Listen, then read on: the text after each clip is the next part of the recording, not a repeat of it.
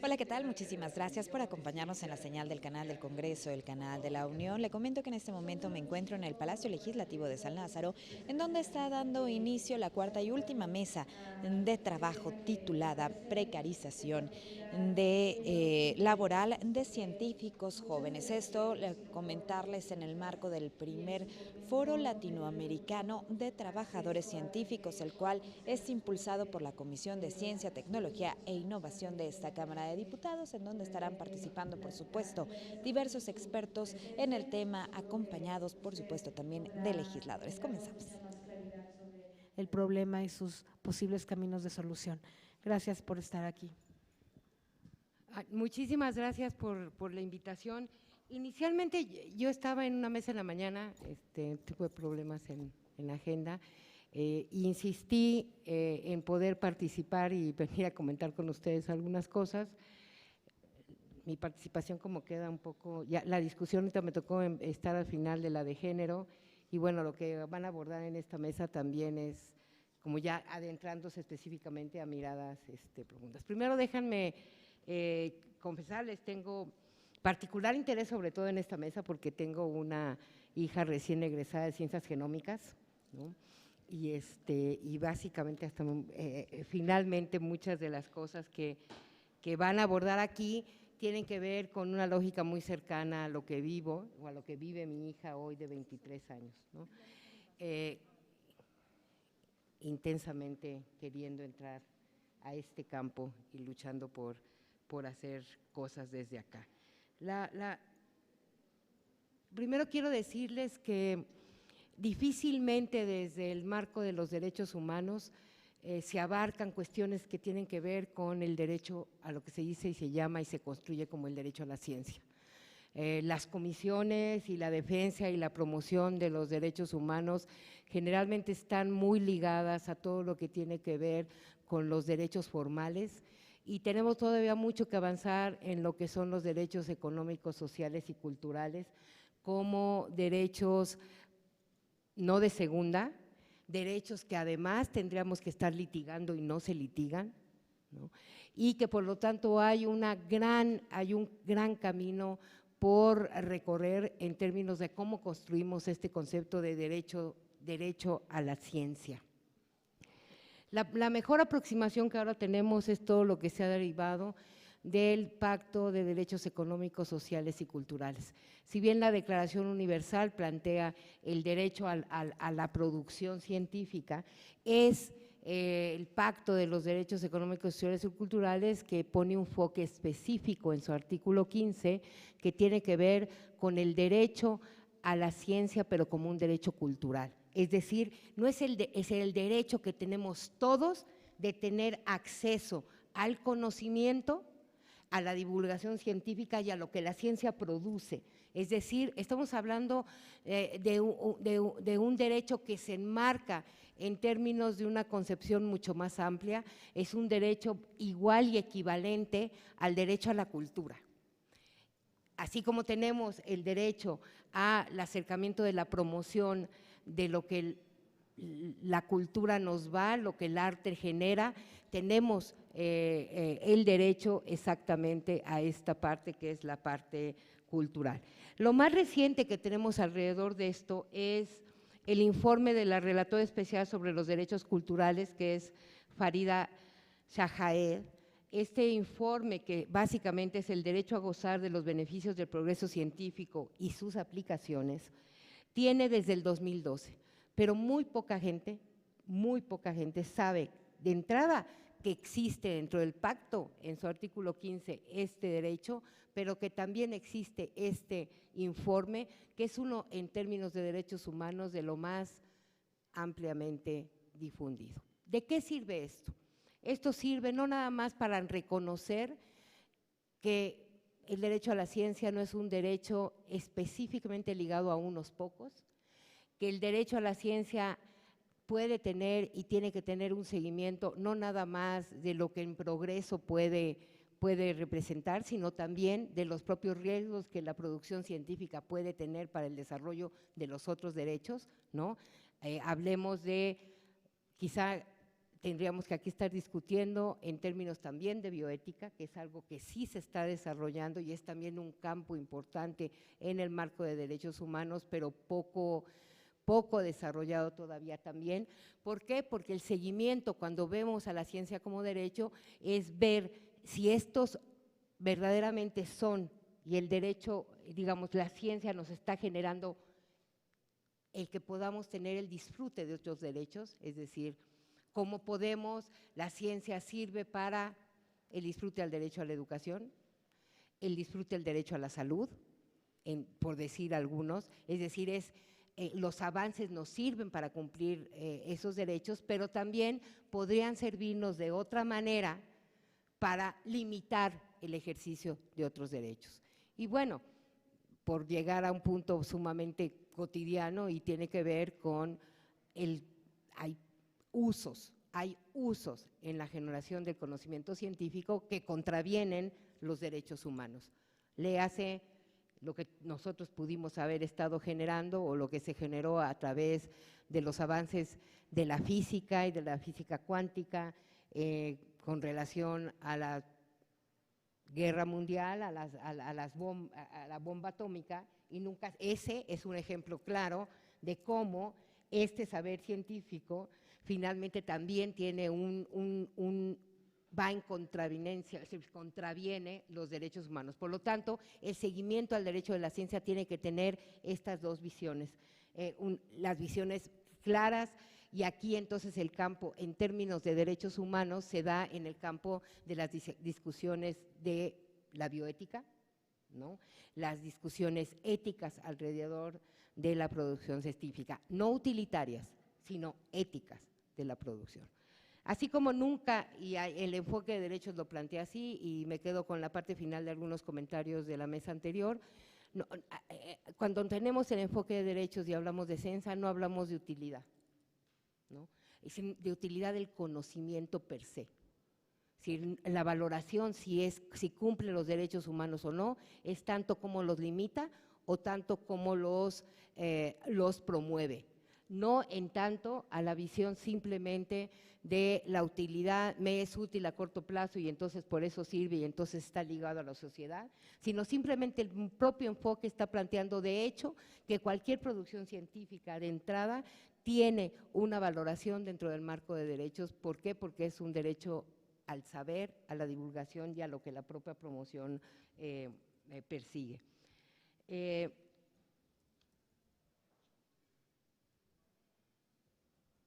Entonces, déjenme ver porque quería compartirles aquí una cosa del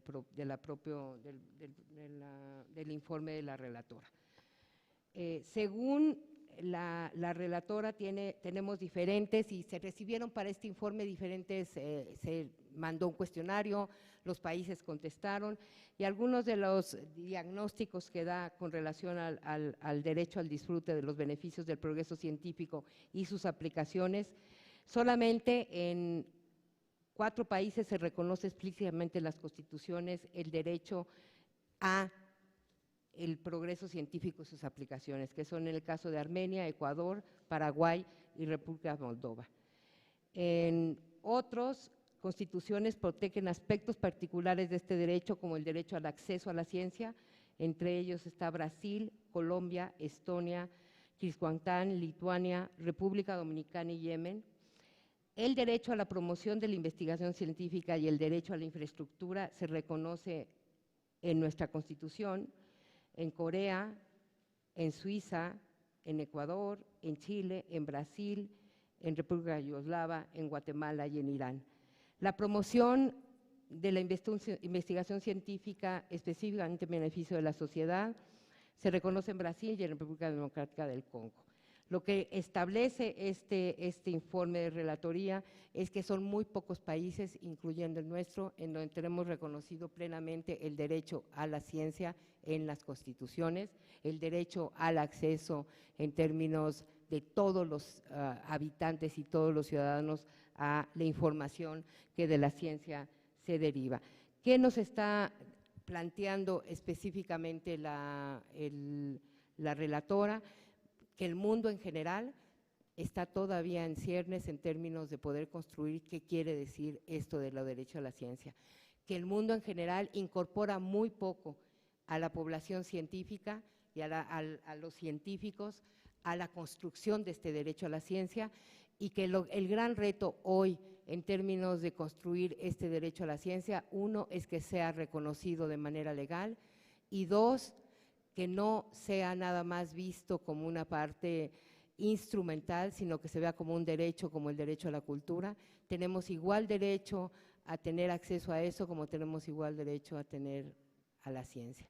Yo creo que lo que estamos viviendo hoy, sobre todo en los debates actuales en el país con relación a esto, es de suma importancia. Si no concebimos el derecho a la ciencia como un derecho, lo que estaríamos haciendo exactamente es estar en estas discusiones que están ahorita en el debate público con relación a si merece o no tenerse el suficiente presupuesto, si merecemos o no tener el suficiente apoyo a los trabajadores y trabajadoras del ámbito científico, y que básicamente lo que plantearíamos aquí es estar cubiertos desde la lógica de nuestro artículo primero de la Constitución, que enmarca que hay una obligación del Estado a promover todos los derechos y la garantía de todos los derechos de todas y todos, y que por lo tanto, pues el derecho a la ciencia tendría que estar contemplado así, como una obligación de los Estados, una obligación hacia todos y hacia todas, que tiene que ver con progresividad y universalidad.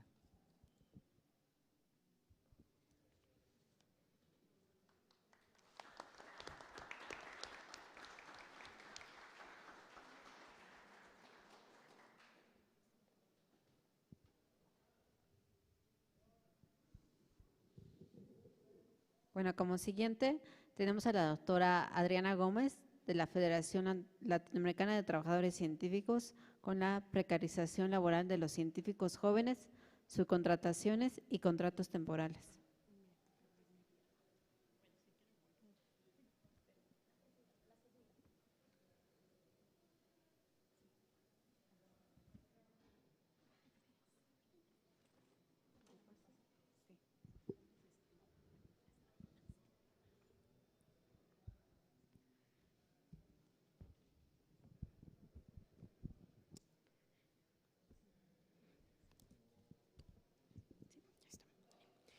Bueno, pues antes que nada, pues muchas gracias por su asistencia.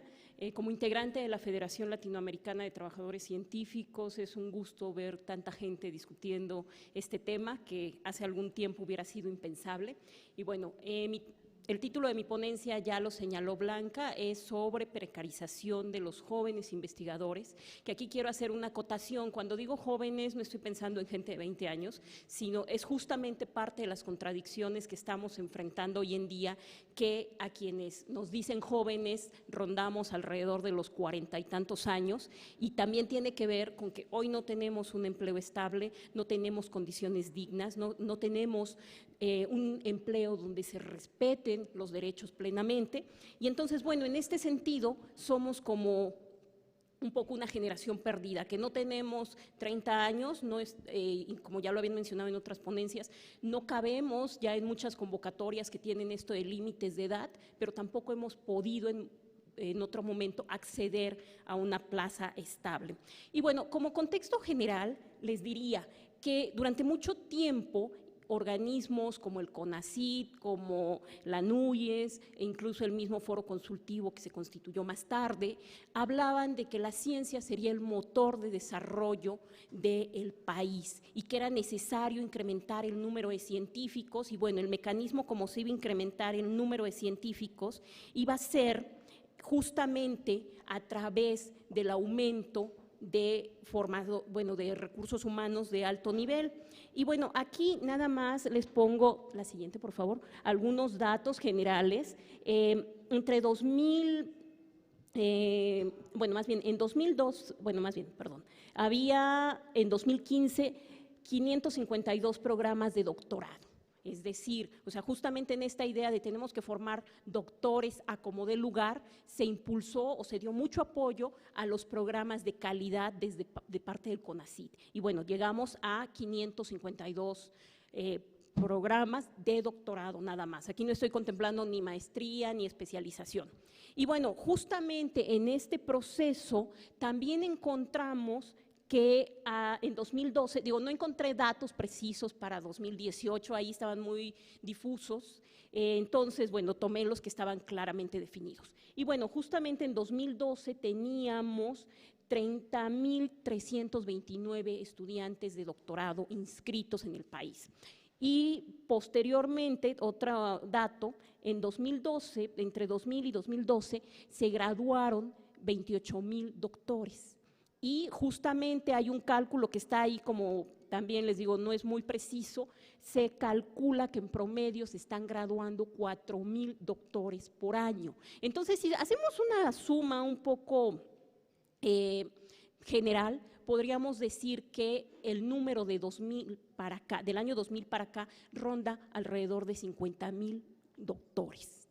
Y bueno, cuando nosotros nos vemos, bueno, ¿y dónde están estos 50.000 doctores? Porque seguimos escuchando constantemente que el problema es que no hay suficientes científicos por el número de pobladores que tiene México, pero también, bueno, 50.000 doctores nada más del año 2000 para acá ya no es poca cosa, o sea, ya es un número considerable.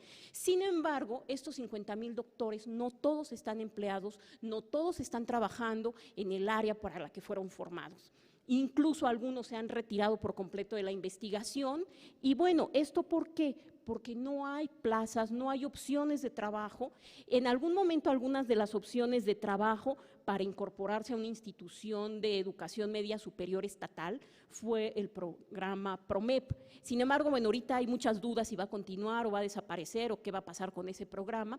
Y aún así, este programa únicamente en el, digamos, sumando los años de mayor número de plazas que tuvo, fue de 1,000 plazas por año. O sea, aún así, si seguimos haciendo sumas, nos faltan plazas, hay un déficit. Ahora, si sumamos a grandes rasgos, ¿cuántas plazas de investigadores tiene la UNAM? Son 2.400, mientras que la UAM tiene alrededor de 2.000, los centros CONACYT también, el Politécnico no tengo el dato, pero bueno, eso nos va hablando cómo el sistema de investigación es realmente reducido.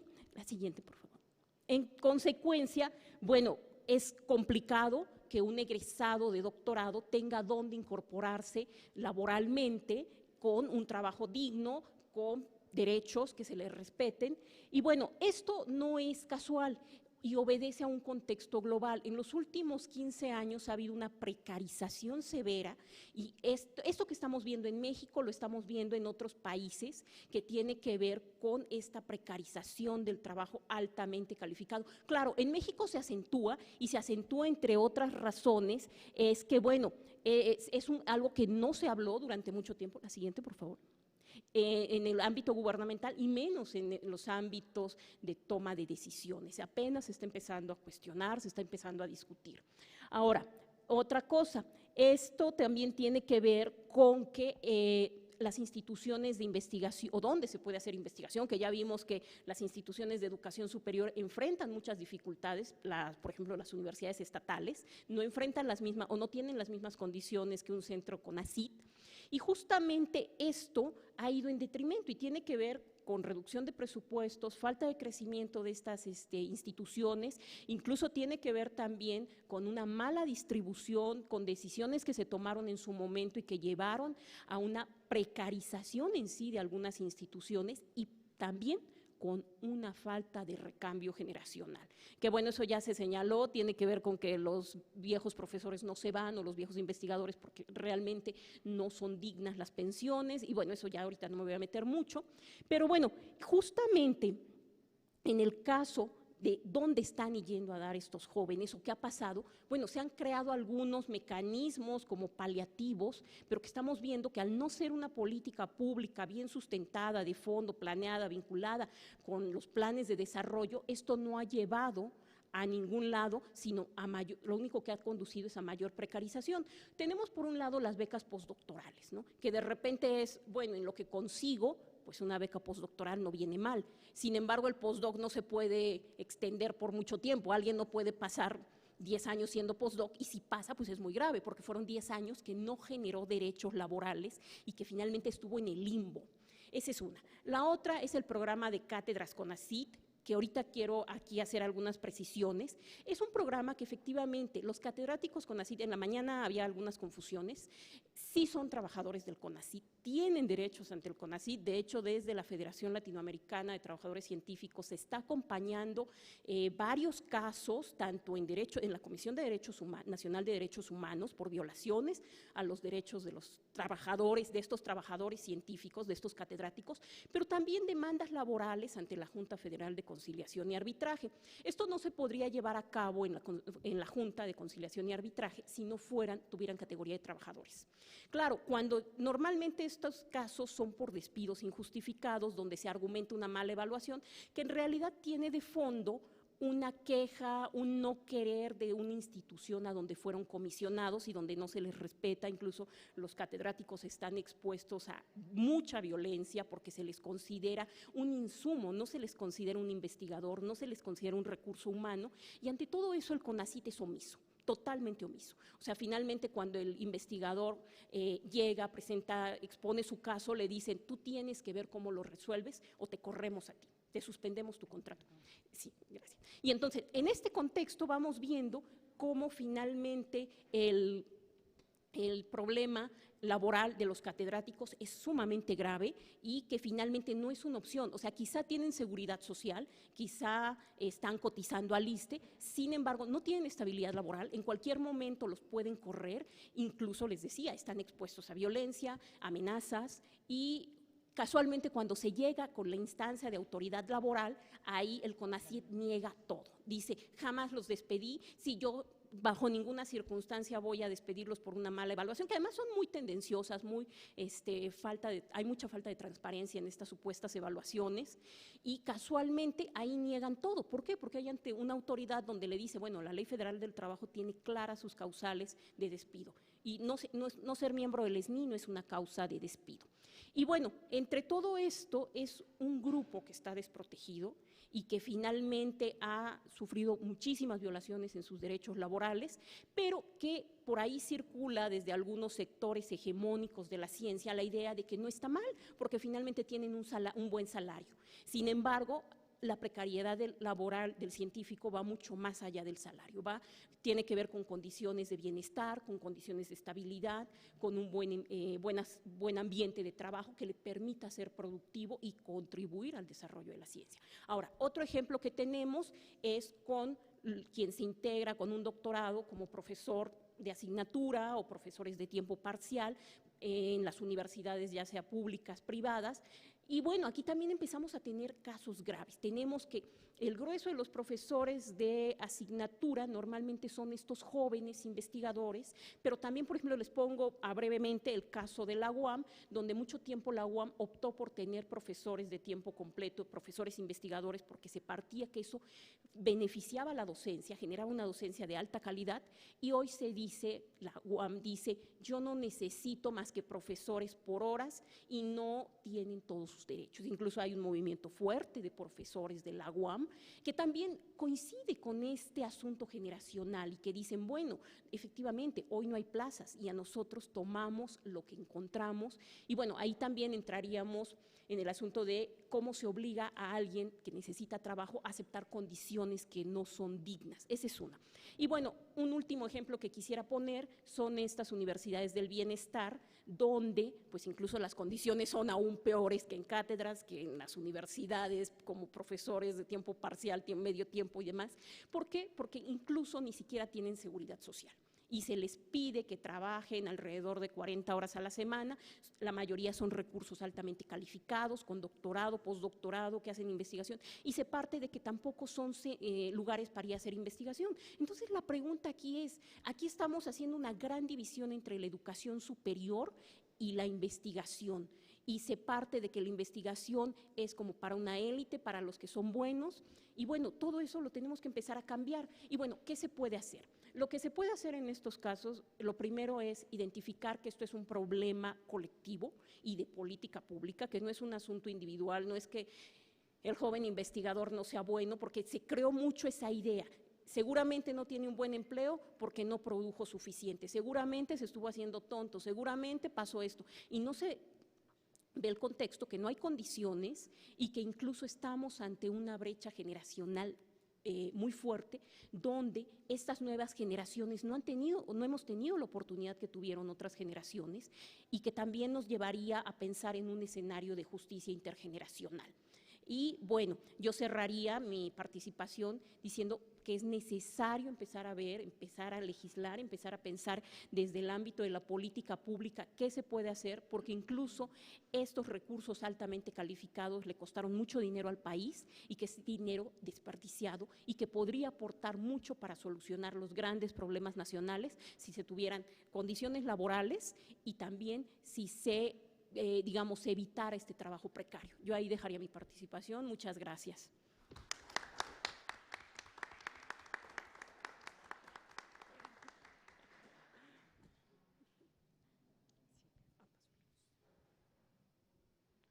Bueno, una disculpa porque el anterior ponente era Luz María Hermoso Santaría, la que vamos a escuchar ahora.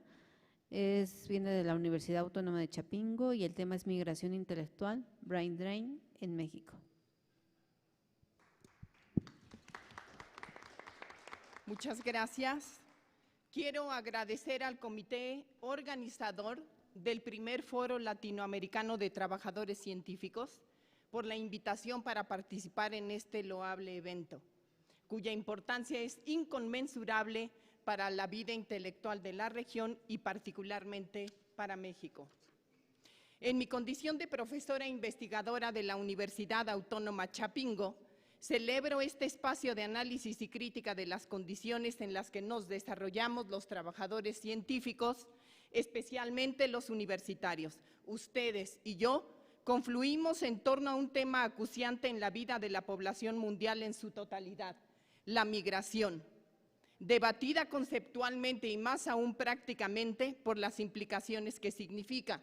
También ustedes y yo hemos sido, somos y seremos migrantes, porque esta es una condición sine qua non de la evolución humana. Mi objetivo es argumentar sobre la estrecha relación entre migración y brain drain o fuga de cerebros en México. Haré uso de una breve retrospectiva histórica de esta relación a nivel internacional, luego latinoamericano y finalmente en mi querido país, en México. La presentación se intitula Migración intelectual, como ya dije, Brain Drain. La guía de presentación incluye una introducción, un propósito, una retrospectiva conceptual, México y el Brain Drain, perspectivas y las referencias utilizadas.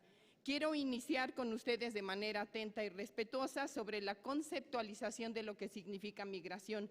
Migración es el movimiento de personas de un espacio a otro a nivel nacional o internacional y es, como dije, una condición sin la cual no habría evolución humana.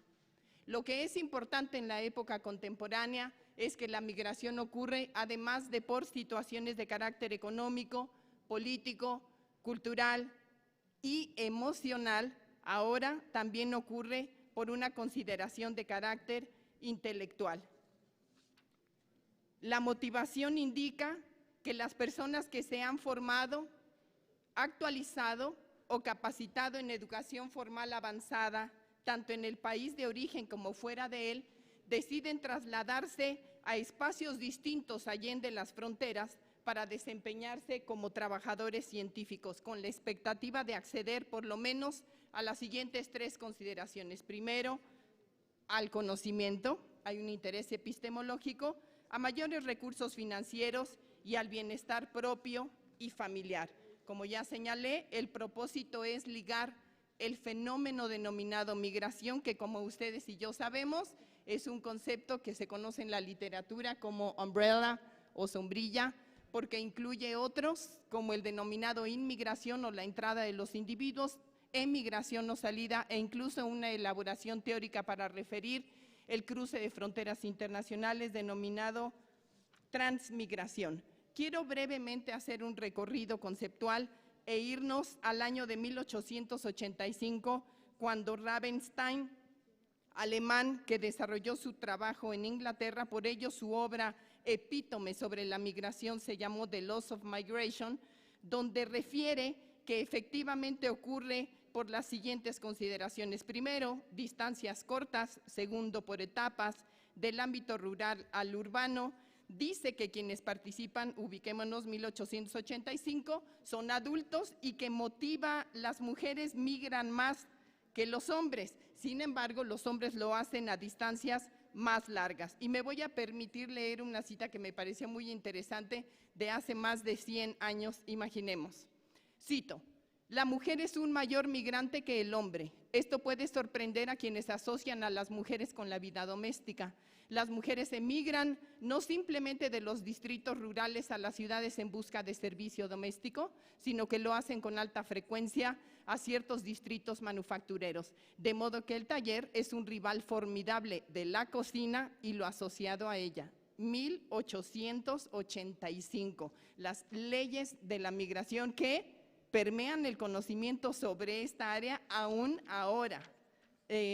Hablando de los roles y estereotipos de género. El segundo concepto que quiero resaltar es el de 1996, creado por Lee en su obra A Theory of Migration, en donde él viene a nutrir esa elaboración teórica hablando de los 4 elementos que ustedes pueden visualizar en la pantalla. El primero, los factores de origen asociados a las necesidades de la migración, conocidos como push factors. Segundo, los que ocurren en las áreas de destino, los pull factors, ¿qué te hace salir? ¿Qué te atrae? Tercero, los obstáculos intervinientes, a todo lo que se enfrentan los migrantes desde esa época y por supuesto en la época contemporánea, y los factores de carácter personal.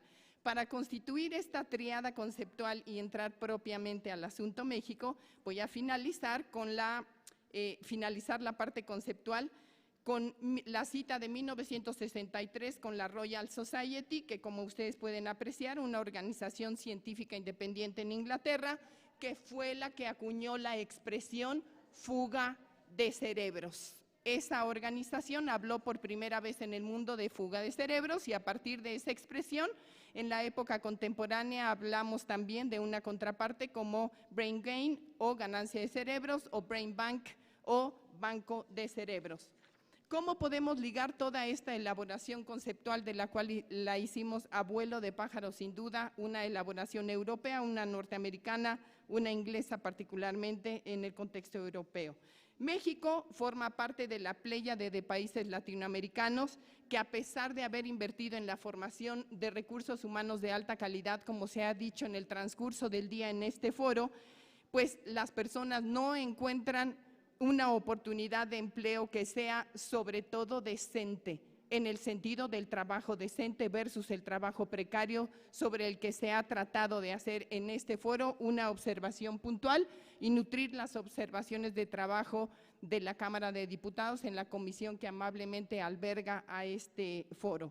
El brain drain en México es un problema grave y que, con base en estimaciones de la Organización para la Cooperación y el Desarrollo Económicos de apenas el año inmediato anterior, México es el primer país latinoamericano y el 6º en el mundo con mayor, si me permiten la expresión, exportación de migración altamente calificada. O sea, México es el paraíso de los factores de expulsión para la mano de obra calificada, los trabajadores científicos. ¿Cuáles son los datos numéricos? México cuenta con 12.3 millones de migrantes en el mundo.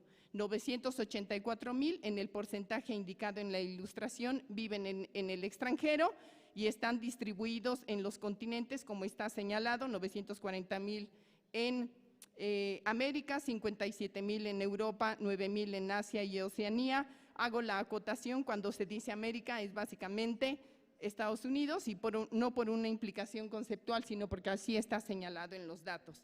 En 2016, dice el Instituto de los Mexicanos en el Exterior, 26,000 mexicanos que estaban en el extranjero estudiaron esos 3 grados universitarios, licenciatura, maestría y doctorado, en los números que pueden observar y en las áreas de conocimiento ahí señaladas. Sin embargo, a estos datos yo quiero hacer una crítica puntual. Efectivamente, 984,000 es el 8%, sin embargo, si sumamos al número de individuos, no es el 8%, sino el 8.18%.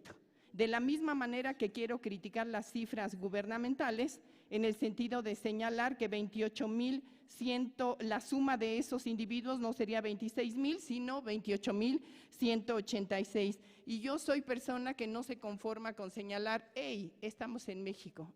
Todas las instancias tienen cifras diferentes, así funcionamos. No, yo creo que podemos y debemos funcionar de manera puntual. Son datos de la Secretaría de Relaciones Exteriores a través del Instituto de los Mexicanos en el Exterior, pero es mi deber moral e intelectual puntualizar. Acercándome al fin de la presentación, quiero introducir un concepto más, que es el denominado transferencia inversa de tecnología, que no es otro que aquel por el cual los países con menos recursos financieros asumen los costos que significa la actualización, capacitación y personal de un término que es popular, el denominado desarrollo humano. Entrando a la fase final de mi presentación y procurando fuertemente respetar el tiempo asignado, me voy a permitir citar a la pregunta específica que se le hace al presidente Andrés Manuel López Obrador. Cito, en México hay fuga de cerebros, sobre todo de los estudiantes que son becados por el CONACYT para estudiar en el extranjero. Estos talentos en muchas ocasiones ya no regresan a México porque sus conocimientos no son aplicados para el desarrollo del país. ¿Cómo retenerlos y ofrecerles trabajo en México? ¿Cuál es el plan en este rubro? El presidente contesta, nosotros pensamos que al lograr que vuelva a crecer de manera importante la economía, va a haber muchas posibilidades para ofrecer oportunidades de trabajo a profesionales, a técnicos, a científicos mexicanos. Vamos a tener opciones, vamos a tener alternativas, hay proyectos muy importantes que están en proceso para iniciarse y llevarse a cabo durante este sexenio. Fin de la cita. Con base en esa narrativa, entro a la fase final de mi presentación y señalo que lo que los trabajadores científicos mexicanos necesitamos es 1, respeto, 2, consideración, 3, inclusión y decididamente participación en la formulación de las políticas públicas, que no políticas de gobierno, lo cual ha sido un problema histórico en nuestro país. Propongo que nuestra voz sea escuchada, no que nos sea dada, nosotros ya la tenemos. Y en particular a las instituciones universitarias como la Universidad Autónoma Chapingo, que es una institución autónoma, igual que mi alma mater, la UNAM, de manera respetuosa pero firme señalo, la relación con el gobierno federal tiene que observar de manera ineludible el respeto a la autonomía de las instituciones. La intervención de los gobiernos debe ser nada más en el sentido de la consideración y de la cooperación para lograr lo que efectivamente el presidente Andrés Manuel dijo, y yo no recuerdo a ningún otro presidente diciéndolo, una clara diferencia entre desarrollo y crecimiento económicos. En ese punto coincido con la aseveración del presidente, no es lo mismo crecer que desarrollarse. Podemos crecer sin que haya justicia y equidad social, y yo sí creo que ahora es la oportunidad de lograrlo con ustedes, conmigo, con las personas de esta mesa, las personas que están afuera, con los ciudadanos de México y del mundo. Agradezco y menciono las fuentes que utilicé por si quieren ampliar la información que vertí esta tarde. Muchas gracias. Cedo el uso de la palabra.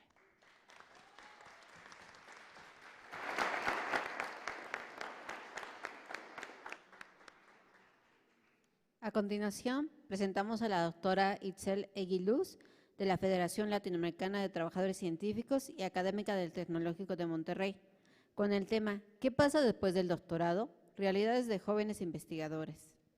Cedemos la palabra.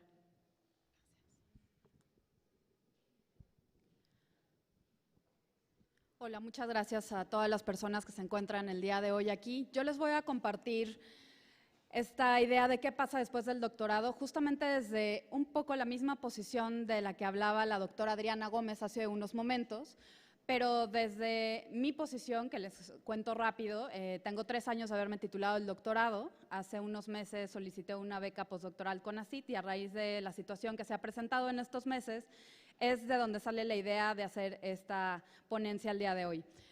Soy doctora en Migraciones Internacionales, por lo cual la ponencia anterior me pareció muy interesante, y maestra en Ciencias de la Salud. Y si bien existen muchos caminos para quienes decidimos estudiar un doctorado o incluso una maestría, la inversión en la ciencia en México en los últimos años no ha pasado específicamente para investigación y desarrollo más allá de un 0.46% e incluso desde 2014 ha bajado.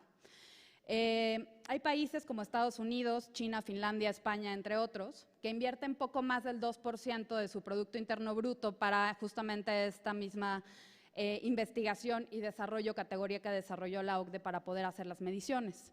Sin embargo, gradúan entre 2 y 10% más veces que personas con doctorado que lo que hace México. Sabemos que México tiene algo así como un 1% de personas con doctorado que tienen o tendrán un doctorado.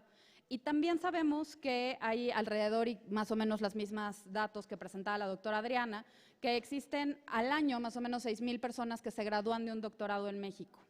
Esto en realidad habla que en 2009 teníamos que 1 de cada 3 de esas personas, y relacionado con lo que hablaba justamente Luz María hace un momento, 1 de cada 3 personas con doctorado se encuentran en estos momentos viviendo en Estados Unidos. La realidad que tiene la investigación de estos llamados y que nos llaman investigadores jóvenes, como decía Adriana, sea lo que sea que eso signifique, que es parte de lo que pretendo hablar en un momento, se relaciona con lo que encontraba en estos días que Francisco Villatoro decía, que el doctorado es el camino más largo para llegar al principio del camino. Y en realidad esta frase creo que a muchas de las personas que hemos estado en estos últimos meses trabajando sobre quiénes somos estas personas investigadoras jóvenes en México, pues nos deja paradas en un lugar bastante complejo. Ese inicio del camino al momento de terminar un doctorado cuando tienes, si lo más joven es 30 años, 35, 40, es bastante complejo pensar que ese es el inicio de tu camino comparado con personas que están en cualquier otra área, por ejemplo, quienes terminaron su licenciatura y comenzaron a trabajar en una empresa transnacional que tienen 15 años de carrera y que ahora ocupan posiblemente puestos directivos. Quienes decidimos entonces estudiar un doctorado tenemos diferentes decisiones por las cuales decidimos realizar esta acción en nuestras vidas. Y al momento de tomar esta decisión de vida, nos encontramos con 2 opciones muy básicas. ¿Vamos a hacer el doctorado en México o lo vamos a hacer en el extranjero? Las razones por las cuales cada persona que estudia un doctorado decide hacerlo en México o fuera del país son diversas.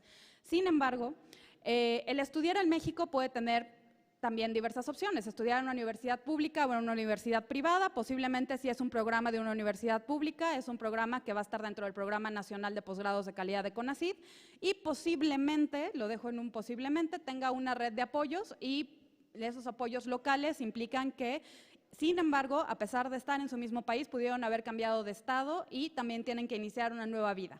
Esos contextos personales y esos contextos de vida que muchas veces se dejan fuera en las discusiones que tenemos en foros, porque pareciera que lo único que importa son los resultados académicos, se midan como se midan, que también es una discusión que ha tenido a lo largo del día.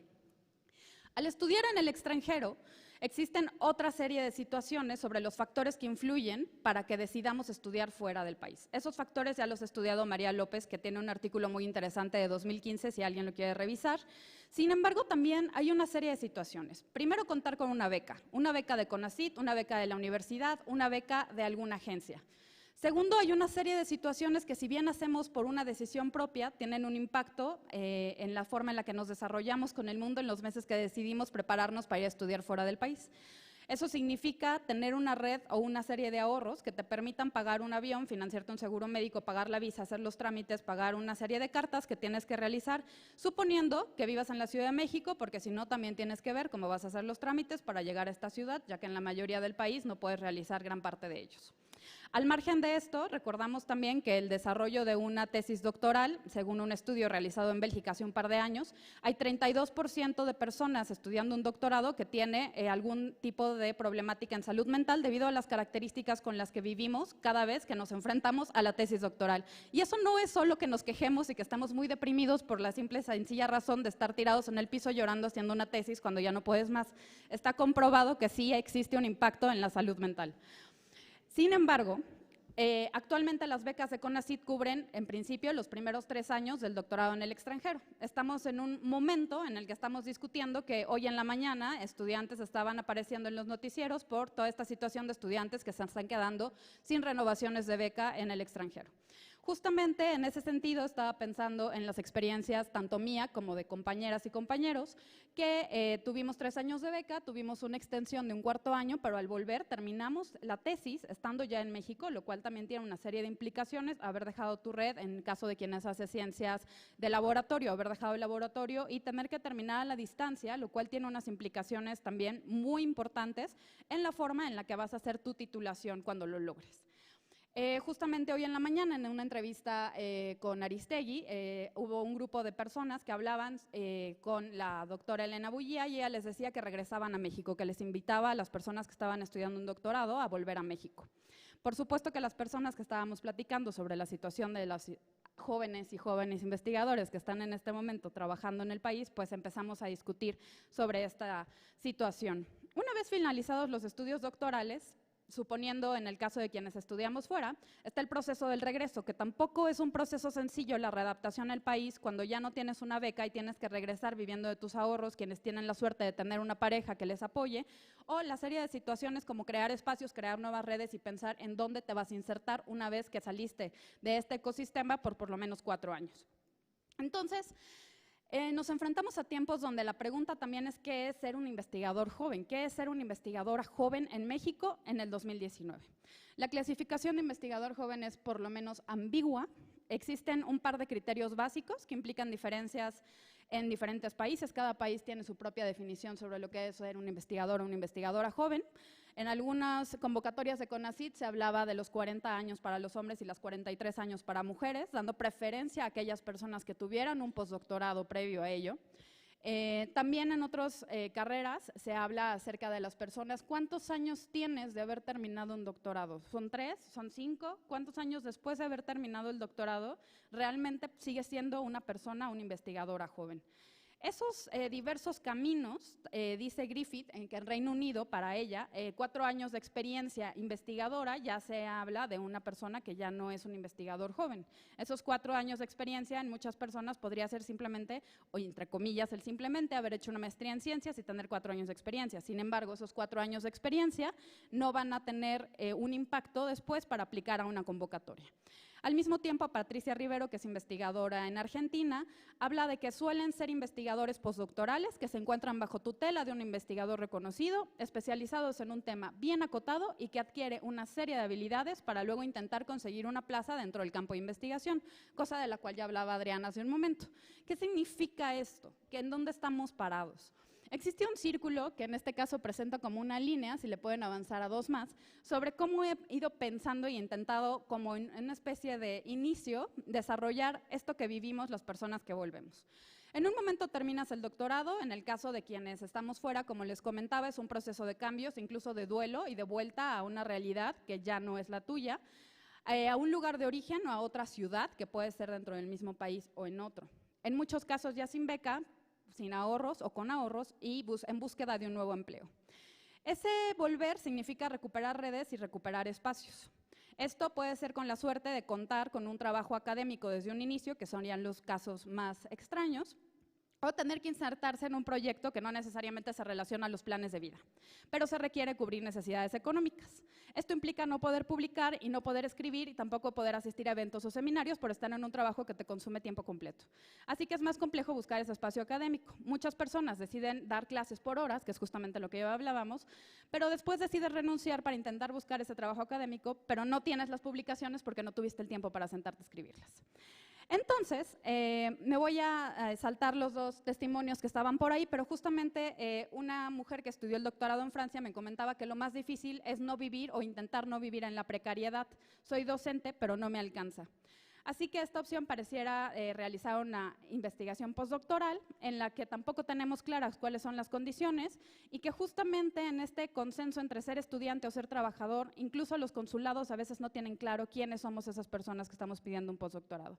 Finalizo con que en esta última convocatoria de primer año de CONACYT se dieron, según los datos que tenemos, y por ahí anda la tablita, algo así como un 14% menos de becas postdoctorales nacionales, con menos del 35% para los postdoctorados en el extranjero, y que la convocatoria fue calificada con unos criterios que no aparecían en la misma convocatoria, dando un criterio numérico que antes no venía plasmado ahí. Y aunque hubiera habido recomendaciones por parte de todos los evaluadores, sabemos personas que no tenemos la beca postdoctoral de CONACYT al día de hoy. Así nació Jóvenes Investigadores en Lucha por la Ciencia, que algunos de mis compañeros han estado presentando en estas últimas semanas en diferentes áreas y comunicaciones. Muchísimas gracias.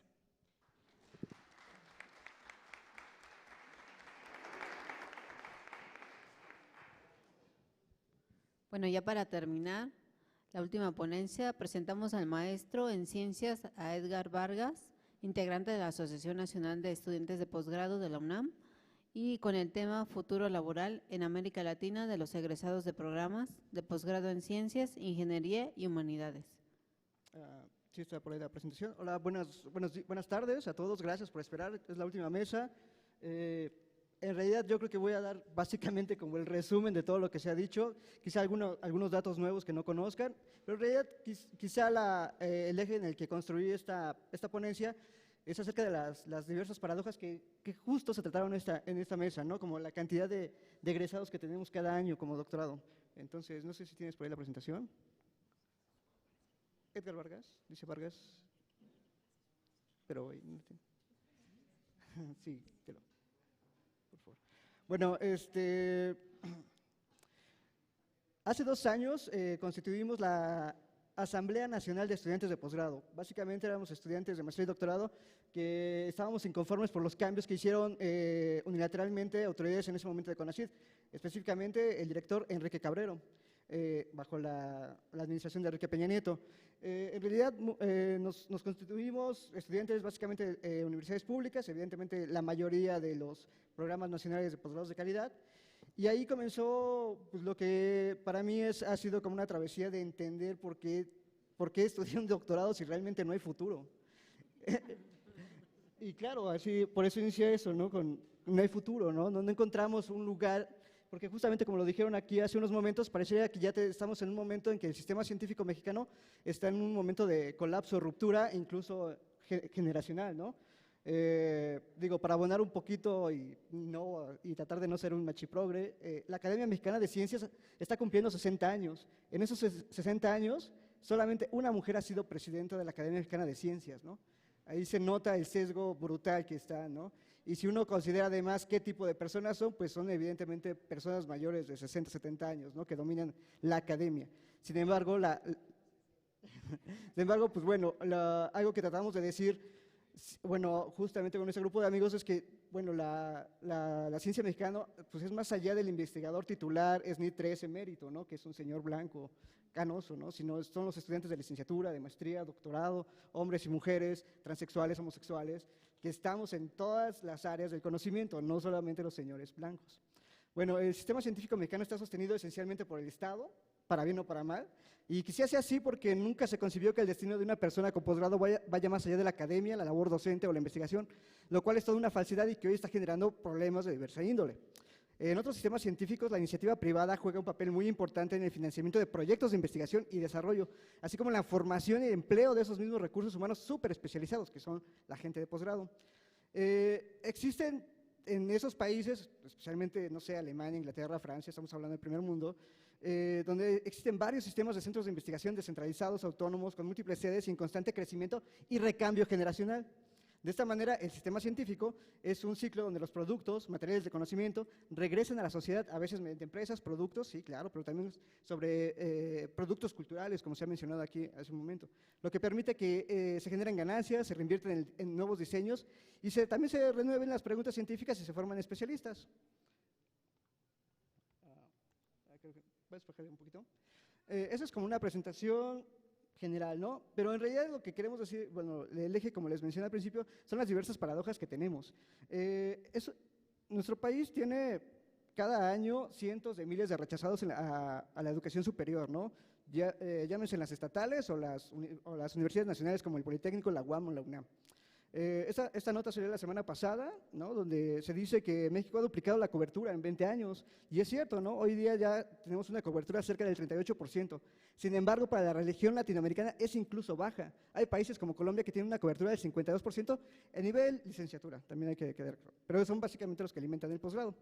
Hay muchas causas que pueden explicar esto, ¿no? Desde falta de recursos e incluso el mantenimiento dentro de los programas de licenciatura y eventualmente el egreso, pues son complicados, ¿no? Por la falta de recursos económicos.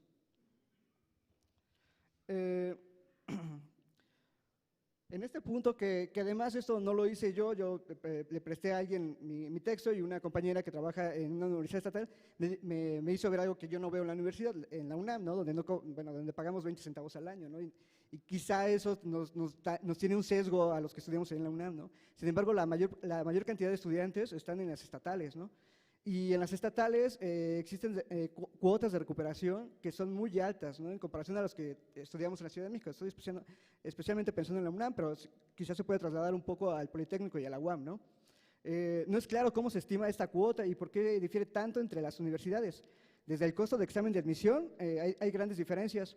Tan solo el examen de este mismo de admisión en estados de la República llega a costar más de 1,000 pesos, ¿no? Lo cual ya empieza a poner barreras sobre quién puede estudiar. Tampoco es claro evidentemente no es claro cómo se establece ese monto. Hay diferencias que se repiten en el costo de la titulación. Esta es una diapositiva que me robé de la revista del consumidor de la semana pasada. No se alcanza a ver, pero hay costos de titulación que rondan los 10,000 pesos, ¿no? Cosa que, por ejemplo, en la UAM cuesta 24 pesos graduarse. Hay unas diferencias brutales incluso en universidades públicas. Entonces, esto nos genera una paradoja sobre cuánta gente puede estudiar y cuánta gente puede egresar de la educación. Y una vez que egresas, pues ¿a qué vas, no? Este es un cheque de un compañero que se graduó el año pasado con mención honorífica de doctorado y a la quincena está ganando 713 pesos, a veces varía y llega a ganar como 900 pesos. Da una clase en la facultad de filosofía, me parece, y parece que ese es el destino, ¿no? que uno tiene cuando se gradúa. La siguiente, por favor. Algo que también me pareció patético es que el nuevo programa de López Obrador, de Jóvenes Construyendo el Futuro, que a mí me parece maravilloso porque se ha pensado para jóvenes que no tuvieron la oportunidad de estudiar más allá de la secundaria y de la preparatoria, pues en realidad también está aplicando gente que tiene una maestría, ¿no? Quizá un joven doctor de 29 años, que sí los hay, ¿no? Que son genios, también están aplicando este programa, ¿no? Ahí tenemos un problema, porque tenemos un problema en el diseño de esta política pública que a mí me parece muy bien porque está pensada para jóvenes que no han tenido esa oportunidad de estudiar, pero no es posible que gente con un posgrado esté aplicando ese mismo programa. Debería de pensarse en políticas públicas que sean diferenciados para incluir a estas personas que ya son altamente especializadas.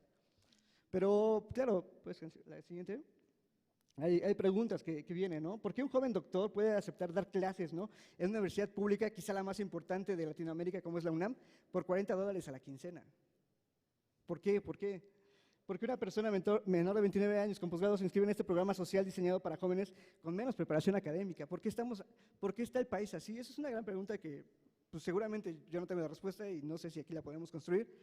Esa es una de las cosas que me gustaría que se pusiera a pensar la gente que está diseñando la nueva Ley General de Ciencia y Tecnología y que está reformando el artículo 3 con las 5 leyes que van a aplicar en el próximo periodo legislativo. Buscando datos y leyendo, encontré un estudio de un señor que trabaja en la Escuela Económica de Londres, la famosa London School of Economics, ¿no? Donde estudió Mick Jagger. Él hace una comparación bastante fuerte, ¿no?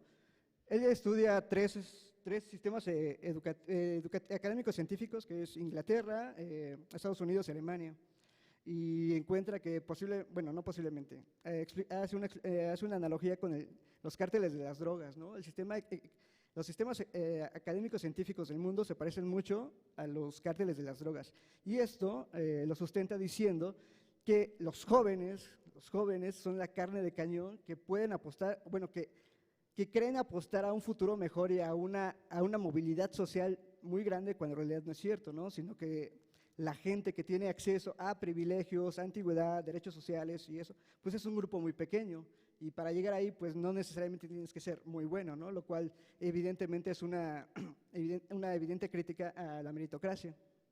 La siguiente, por favor. Bueno, este era un punto acerca de más o menos la cantidad de graduados. Ya lo dijeron aquí, este es un documento de la OCDE, justamente estamos graduando alrededor de 6,000 doctores de más o menos desde el año 2000. 6,000 doctores al año. Un país como Holanda también gradúa a 6,000 doctores al año. ¿Cuál es la diferencia? Pues que Holanda es 15 veces más pequeño. No, perdón, 6 veces más pequeño. Entonces nos estamos comparando con un paísito chiquitito que tiene muy poca costa, muy pocos recursos, ¿no? Y sin embargo estamos también generando un montón de doctores, ¿no? Y esa es otra de las paradojas que quiero mostrar en la página siguiente. Este es un documento que sacó el Foro Consultivo Científico y Tecnológico, por si no lo sabían, hace diversos diagnósticos de cómo está la ciencia en el país, y nos muestra una gráfica de cómo ha ido creciendo la cantidad de miembros del SNI. Llega hasta el 2016, y en el 2016 más o menos eran 26,000 integrantes del SNI. Sin embargo, en la página siguiente de su mismo informe tiene una gráfica de cómo ha caído, ahí déjalo ahí, por favor, sube. Cómo ha caído la cantidad que invierte el sistema en cada investigador, ¿no? Es decir, sí, está creciendo el sistema científico, sí, bueno, poquito crece, pero la cantidad de recursos que tienen esos científicos cae cada año. Me gustaría conocer, por ejemplo, cómo cayó para el 2017, que se recortó el 25% de presupuesto de CONACYT, cómo cayó en el 2018 y cómo está cayendo en el 2019, ¿no? Es decir, pues las paradojas sí, pueden continuar, ¿no? Hablando sobre los recambios generacionales y quién hace la investigación, encontré estos datos en esta página de estadísticas.unam.mx. En la gráfica de su lado derecho, tenemos el número de profesores académicos e investigadores que tiene contratados la UNAM desde el año 2000. La de abajo, la última de hasta abajo, la línea roja, es cómo ha crecido la planta de académicos desde el año 2000 hasta el 2019, es decir, prácticamente 20 años, y se ha mantenido plana, ¿no? Haciendo números redondos, son alrededor de 500 nuevas plazas, ¿no? Si cada año estamos titulando 6,000 doctores, pues hay ahí una diferencia brutal, ¿no? Y estamos hablando de la universidad más grande, la que tiene más capacidad, pero quizá eso se puede trasladar a la mayoría de las universidades y centros de investigación. Por otro lado, casi no se alcanza a notar, pero la línea amarilla es la cantidad de los profesores por horas que son como mi compañero, que es doctor, ¿no?, en sociología. En el año 2000 contrataron alrededor de 22,000 personas para hacer este trabajo de dar clases por hora.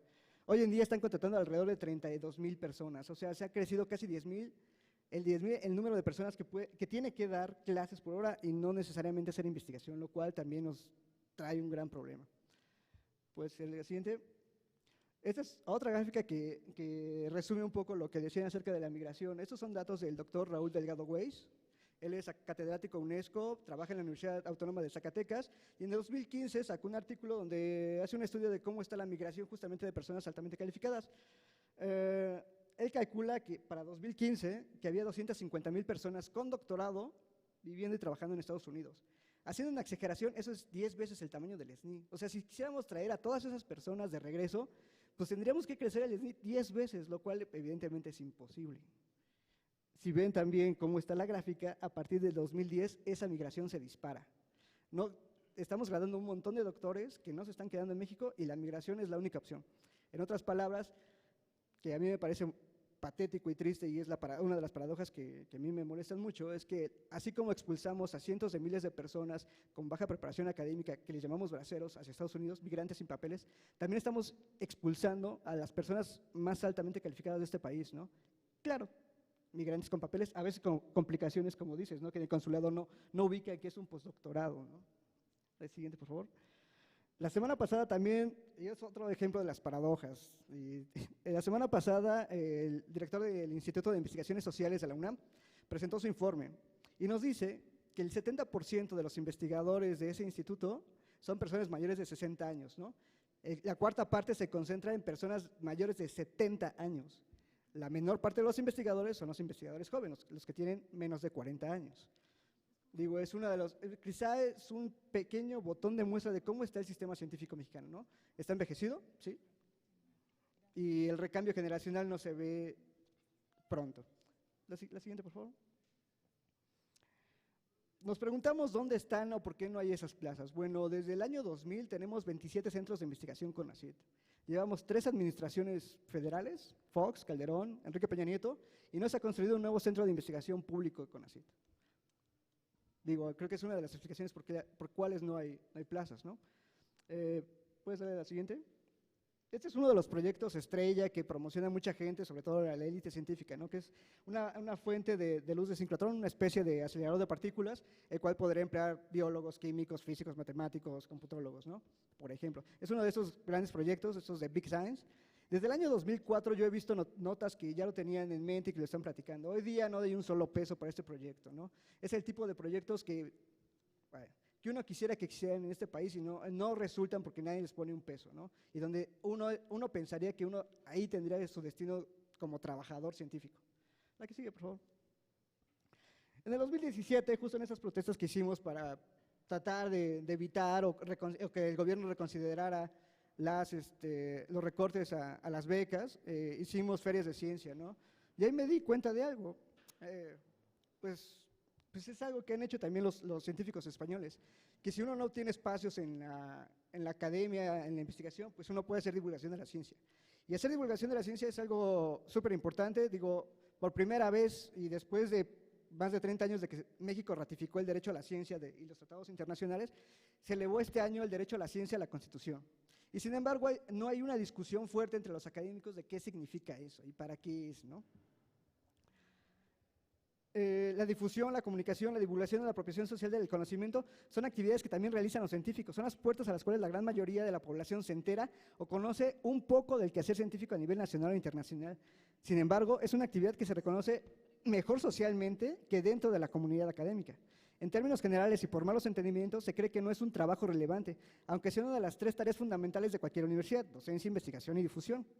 Un trabajo arbitrado reciente muestra que a los investigadores miembros del SNI les importa poco la divulgación, por cierto, muy poco a los SNI 3, y a los que les importa, en su mayoría jóvenes, no saben cómo hacerlo o lo hacen de manera deficiente o como un pasatiempo. Reconocen que no es premiado por el actual sistema y por lo tanto es una actividad que se deja como dominguera, ¿no? La cual los divulgadores nos molesta mucho. No quiero decir que todos los investigadores tengan que ser divulgadores, ¿no? Así como tampoco todos los investigadores tienen que ser vendedores de su trabajo o innovadores, no. O sea, tendría que haber una diversidad, sino que se reconozca que también se requiere cierta especialidad y experiencia para realizar divulgación. Por tanto, debería ser reconocida, más aún si se hace de manera constante y bien hecha. Algo que quizás es vital que sepa la comunidad ahora, ya que justamente el artículo 3 menciona el derecho a la ciencia y a disfrutar de los beneficios que de ella se deriven, es que es un derecho humano que estamos elevando a rango constitucional, pero que veo el riesgo de que se convierta en letra muerta, dado que por lo que he notado en la Academia Mexicana de Ciencias, en el CONACYT, en el Foro Consultivo, en las universidades, en muchas instancias culturales y académicas de este país, no existe un debate serio ni claridad en lo que significa, mucho menos las implicaciones que tendría. Un ejemplo claro lo tenemos en el foro que organizó la semana pasada el CONACYT acerca del derecho a la ciencia, y donde nadie habló del derecho a la ciencia, hablaron de problemas de la Facultad de Derecho o del Instituto de Investigaciones Jurídicas o de los problemas entre ellos, entre esa élite, pero nada relevante acerca del derecho a la ciencia. Ojalá se discutieran puntos acerca de cómo mejorar el acceso al conocimiento en términos generales y de parte de las minorías, los grupos vulnerables o discriminados. Por supuesto, hacer ciencia sin ningún tipo de discriminación, desde el color de piel hasta el origen social o el género. Participación en temas científicos aún sin ser especialistas, como ciencia ciudadana o observatorios ciudadanos. Diseño, pertinencia y validez en el diseño de políticas públicas. Y fomento, libertad y cooperación en la investigación. Ya para terminar, a manera de conclusión, quiero expresar que la comunidad científica es más amplia que solo la burocracia que ha estado en los puestos de dirección de institutos, foros o academias. Existimos los estudiantes de licenciatura, de maestría, de doctorado, los postdoctorados, las cátedras CONACYT, los divulgadores, los técnicos académicos, los investigadores asociados, los profesores de asignatura, los ayudantes de investigación y desde luego los miles de migrantes, a los que no se les toma en cuenta, pero son la gran fuerza laboral. Como en muchos otros sectores y organizaciones, dígase sindicatos, partidos, medios de comunicación, gobiernos, agencias de seguridad, el resto de la sociedad está pidiendo una renovación del sector científico-académico. Las encuestas confían en los científicos, pero esa confianza no es gratuita ni es eterna, menos ahora. Ojalá los burócratas de la ciencia que han estado por muchos años ocupando los puestos de dirección tuvieran la suficiente inteligencia para ser empáticos con los miembros más jóvenes y no privilegiados que hacemos ciencia, así como incluir una autocrítica en sus formas de ser científico que han dirigido por décadas y que hoy día, a la luz de los datos cienciométricos que ustedes me digan, pues no han tenido los mejores resultados. Ojalá cambien las cosas y por eso, puedes bajar la última presión, con un grupo de compañeros estamos impulsando algo que vamos a llamar la Academia Mexicana de Científicos Precarios, porque no tenemos cabida en los foros consultivos, en la Academia Mexicana de Ciencias y en las diversas academias o recintos culturales que actualmente están. Si no se renuevan, pues yo creo que esa va a ser la opción. Muchas gracias.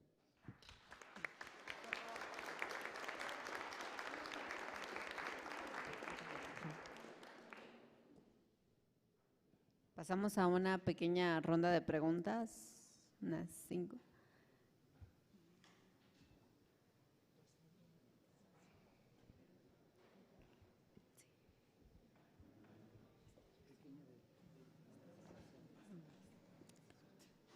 Bueno, yo ya había hablado al rato, entonces, hace un momento, entonces ya no me voy a presentar, pero hace un momento en la mañana hablaban un poco de la difícil situación que enfrentan los SNI 3.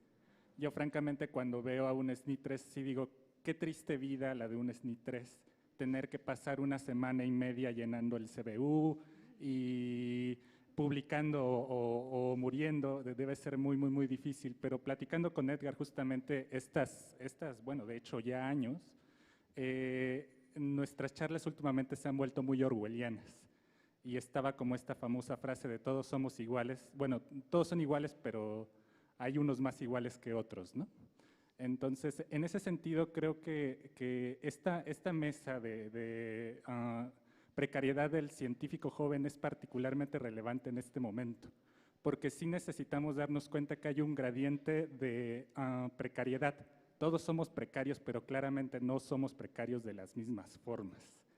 Y lo que hace Edgar al final, un poco hacer el llamado a la empatía, creo que es muy relevante en este momento. Sí necesitamos que aquellos investigadores más grandes que ustedes, yo realmente no me considero investigador, sean más empáticos con ustedes, pero creo que también a nosotros nos toca pensar cuál es el mundo que le vamos a dejar, cuál es la ciencia que le vamos a dejar a los chicos que están entrando ahorita en las licenciaturas.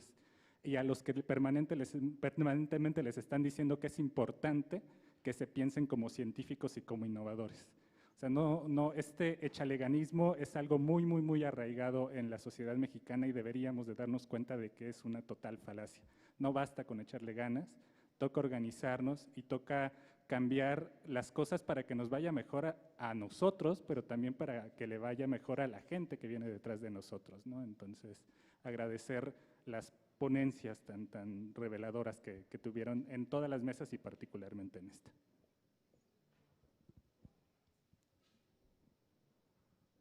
Hola, buenas tardes. Yo soy Marta. Bueno, pues para mí la vida precaria no es vida. Si vemos a los egresados de doctorado, están dando clases, van y dan clases en la UNAM, van y dan clases en el Politécnico, van y dan clases en alguna de las FES. Entonces, ¿esto qué hace? Que el doctorado, bueno, la persona con doctorado, ahora se la pasa recorriendo la ciudad y el Estado de México dando clases para poder obtener un sueldo que es mediocre, porque tampoco al estar dando clases se tiene un sueldo más alto para los investigadores con doctorado que para los que tienen licenciatura solamente. Y ahí la incomodidad de las personas que tienen licenciatura de que entren los doctorados también, porque pues ahora podrían ganar mucha cancha también en las academias. Sin embargo, bueno, volvemos a la situación. Esta persona se la pasa todo el día viajando entre Ciudad y Estado de México, no puede ver a su familia, no tiene un horario de comida tampoco fijo, no tiene tiempo para ocio, y si tiene tiempo no tiene dinero para ocio. Entonces, todas estas cosas hacen que los investigadores no son felices, o sea, no tienen dinero, no tienen nada que realmente les motive a seguir adelante. Bueno, sin embargo, estamos los apasionados, ¿no? Pero son cosas que sí deberían de estar contempladas en la política. Ya que habló el compañero acerca de divulgación, realmente es muy importante la divulgación aquí, ya que me ha tocado querer aprobación de algún proyecto de, tipo emprendimiento, cosas por el estilo relacionado con ciencia, y la verdad es que las personas no entienden las cosas científicas, no saben el beneficio que traería y lo desconocen totalmente. Entonces, si los políticos de nuestro país entendieran un poquito más de ciencia, tal vez también nos apoyarían más a los científicos.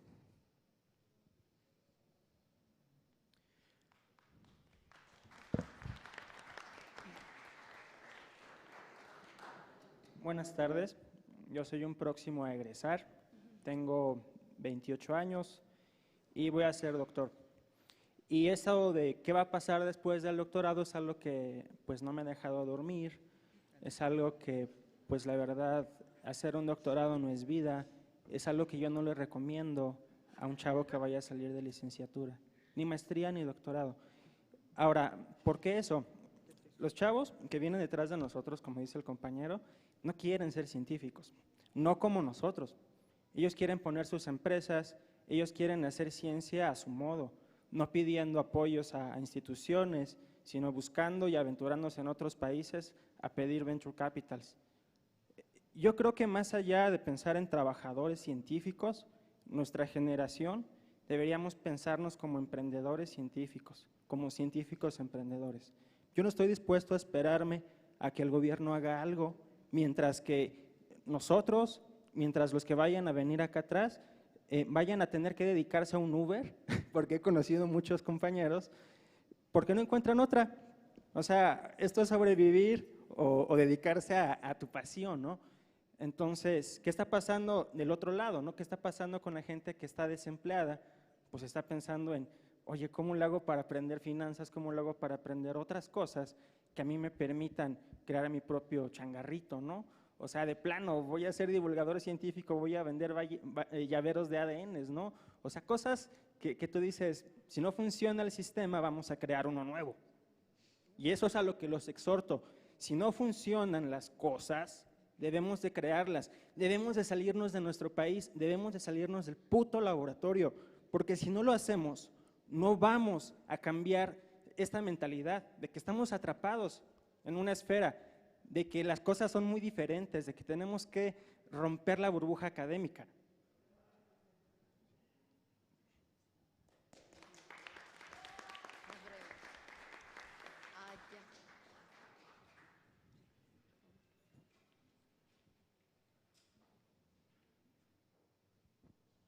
Gracias. Nada más, gracias por todas sus participaciones. Si puede ser breve, por favor. Sí. Estaba de acuerdo, sobre todo, o sea, algo que hay que recalcar, yo creo que es sobre todo para los jóvenes, o sea, ¿qué van a hacer los jóvenes? También hay que ver qué vamos a hacer los viejos, o sea, yo me considero, tengo 52 años y desde que entré a la licenciatura, mis profesores, digamos, lo que llamamos las grandes cacas, ahí estaban, ¿no? Tuve a los profesores, los cuales ahorita siguen estando. O sea, yo ya estoy cercana a la jubilación y sin embargo, todos los profesores ahí siguen, los mismos profesores, como dicen, están, ¿cuántos años? El promedio son 70 años, algunos ya están llegando a los 80 años y siguen ahí porque no quieren irse. ¿Por qué? Porque no hay condiciones, porque pierden, o sea, todos, como el salario no está integrado y depende de las becas y sobresueldos, cuando te vas, pues pierdes todo eso y te quedas con un salario, pues mínimo. Entonces, también algo que tendríamos que pensar es para lograr un recambio, o sea, para poder lograr este recambio y dar espacio a los jóvenes, cualquiera que sea la definición de jóvenes, pues los viejos tendrían que dejar los espacios. Entonces, habría que buscar políticas para, pues, también promover que los viejos, pues, dejen los espacios, ¿no? Eso era a mí. Gracias. Una última y cerramos.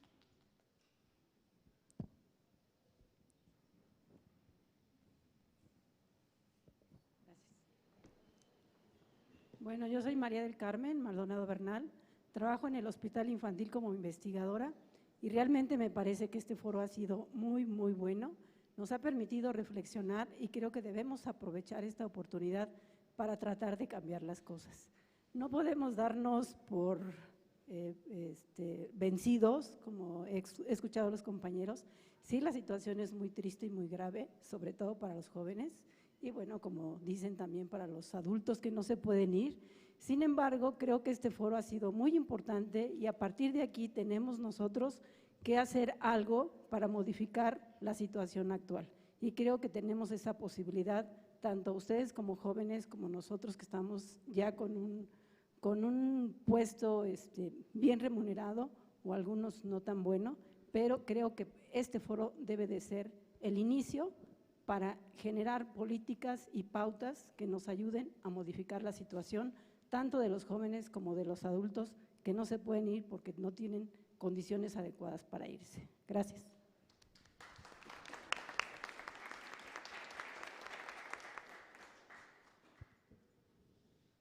Bueno, ya damos por terminado y pasamos a la mesa de respuestas.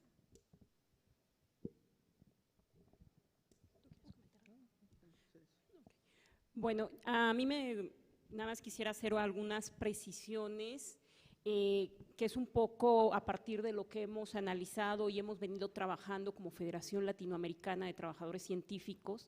Me gusta mucho esto que decían, vamos quitándonos esa idea de que echándole ganas todo va a salir adelante automáticamente, porque justamente esto es un problema sociopolítico.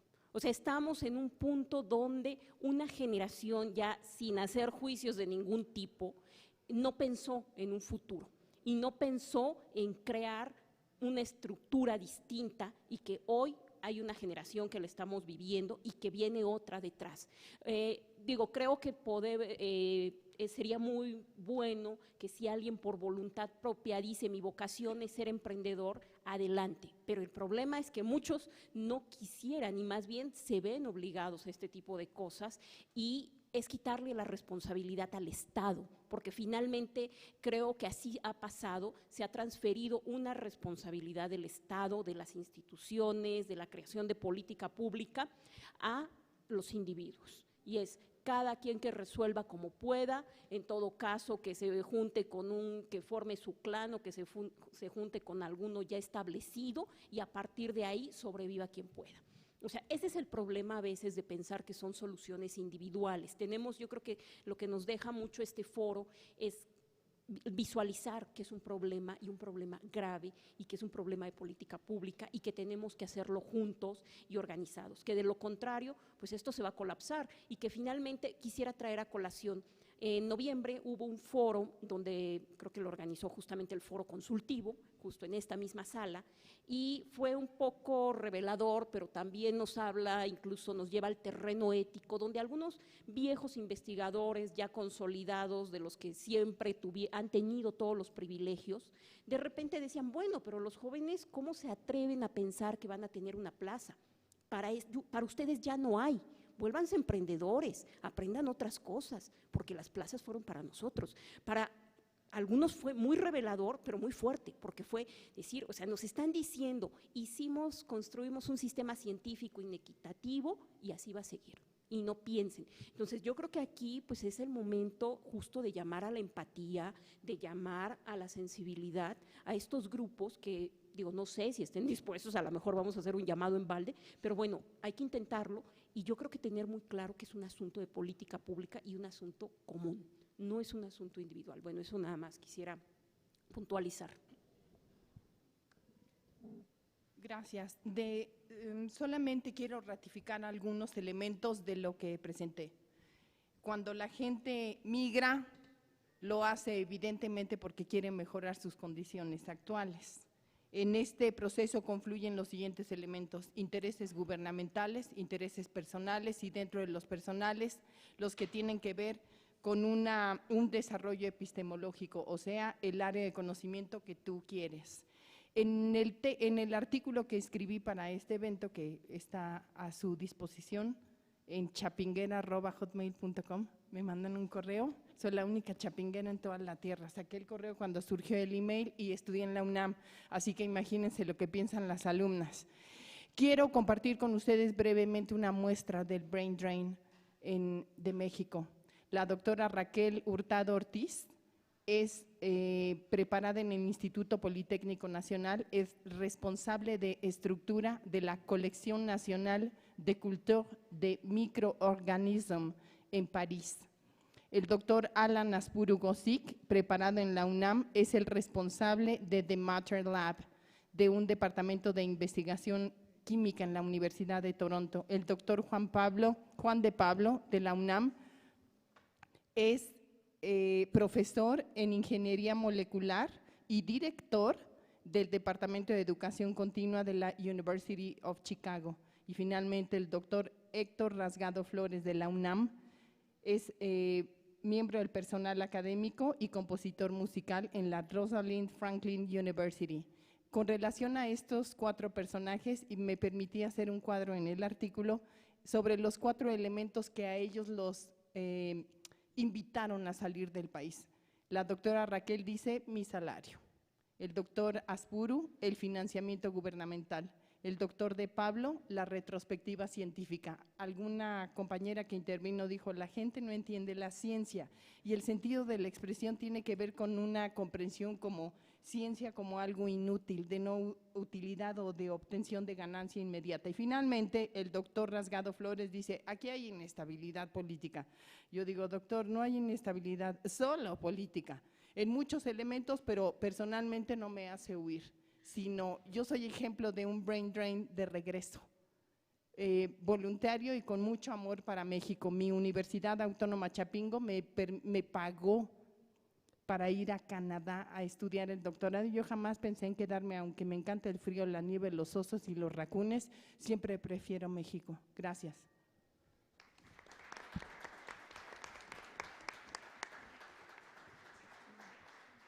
Bueno, damos por terminado esta última mesa y le agradecemos a todos por su presencia. Gracias. Nada más, si son tan amables, ya para hacer las conclusiones y la clausura de este primer foro latinoamericano, daríamos el uso de la palabra a la doctora Nacheli Ramírez. Si es tan amable, doctora. Bueno, a ver, de entrada ya más enganchada, perdón, llegué corriendo.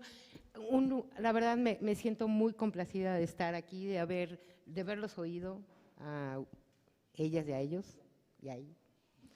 A ver, vuelvo a retomar y de entrada con esta lógica en términos de que no podemos hablar, y tú lo decías, yo creo que, insisto, tenemos que verlo desde la lógica del derecho. Es una parte que le hace falta a la discusión y que nos pone de entrada en el sentido, no poner al centro al trabajador científico, sino básicamente, si todos tenemos el derecho a la ciencia, naturalmente una de las dimensiones es la libertad y la dignidad para producir la ciencia. Y en esa lógica tendríamos también una herramienta fuerte que tenemos que empezar a construir y a delinear también desde ahí, porque estaríamos incorporados más, ¿no? Eso es lo primero, regresemos eso, construyámoslo, hagamos discusión, porque hay mucho que trabajar alrededor de esta lógica que, como les digo, pone mucho este eslogan de ciencia para todos, ¿no?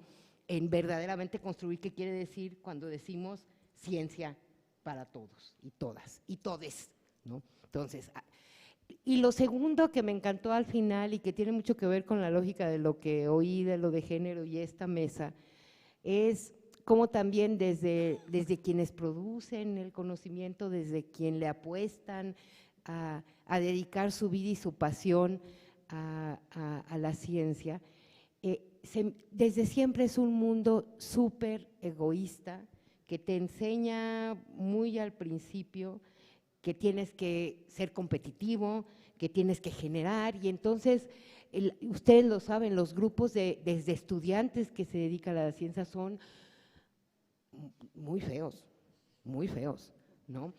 Muy poco colectivos, ¿no? Y entonces el llamado final, y aquí lo sintetizaste muy bien, compañero, es cómo construimos empatía desde la ciencia y para la ciencia. Y creo que hay que aprovechar también los momentos. Quizá hoy, con lo que está, con el escenario que está puesto, es cada vez más imperante exactamente romper con este estigma, porque tendríamos que decir, pues, rompámoslo, y con esta percepción de que los científicos son individualistas, ¿no? De que el área científica es un área simplemente de competencia salvaje, para ir avanzando más en este terreno, y creo que ustedes, quienes están aquí escuchando, y el que participó, nos enseñan este otro camino que hay que construir, y es el camino de la empatía, el camino del reconocimiento de unos a otros, más allá de las competencias salvajes, sino de la solidaridad y del pensamiento en colectivo, ¿no? Y entonces, pues, muchas felicidades por el foro, y creo que tendríamos que seguir apostando a espacios así, tendríamos que seguir pues doliéndonos de que tengamos una mesa que sea precarización,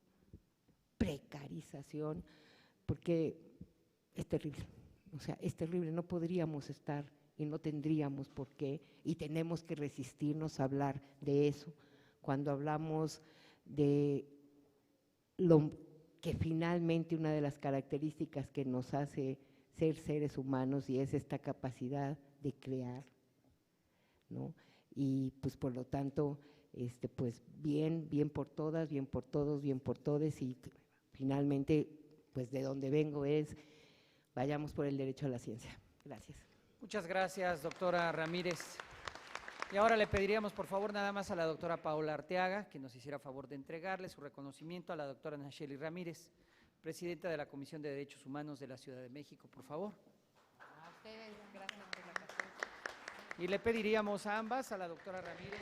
Bueno, pues con esta cuarta mesa de trabajo titulada Precarización laboral de los científicos jóvenes, concluye este primer foro latinoamericano de trabajadores científicos, el cual, le comento, fue impulsado por la Comisión de Ciencia, Tecnología e Innovación de esta Cámara de Diputados, donde dentro de los temas centrales precisamente del desarrollo de estas 4 mesas de trabajo fue hablar sobre las oportunidades laborales en la ciencia en general, también las condiciones de trabajo de las trabajadoras, de las mujeres de la ciencia, y finalmente también hablaron sobre las condiciones laborales de los jóvenes. Todas estas mesas es importante también pues comentarle que los presentes pidieron a los legisladores, también al gobierno federal, crear las condiciones y políticas públicas que ayuden a los investigadores, a las personas involucradas en la ciencia y en la tecnología, precisamente crear más infraestructura y condiciones de trabajo, tener